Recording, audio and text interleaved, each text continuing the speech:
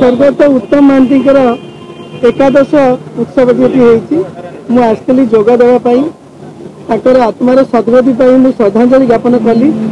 ये जो magazine T देखुं यहाँ निराट सत्य उत्तम सर्वोत्तम मुझे संपूर्ण एकमत।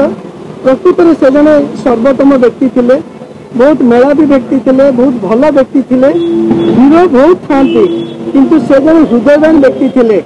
मोर तांकर व्यक्तिगत संपर्क बहुत भल। से बहुत समय किस को जाकि बसंती सुख दुख हुंती किम्स को जाती। प्रथम जो देह खराब होता प्रथम किम्स रे आडमिट होते आम जी पारिलु सेवा जोगे देलु।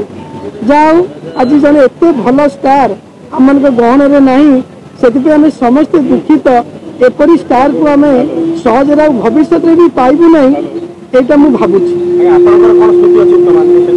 उत्तम से तो मोर बहुत स्मृति अच्छी।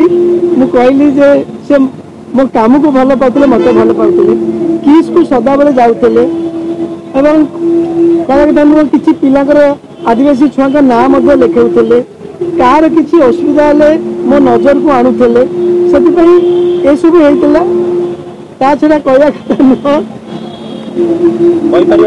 माने से किछि दिन पूर्व मुझे अनुरोध करी आमर आगामी कन्वोकेशन में किट तरफ ऑनररी डॉक्टरेट देवी बोली से बहुत खुशी होते किंतु से सुजोग आम भाग्य जुटिला नहीं।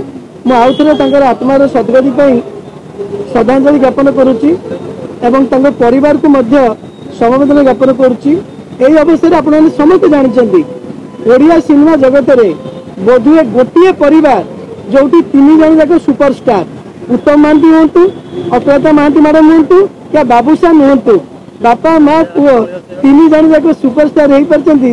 यही भगवान का आशीर्वाद से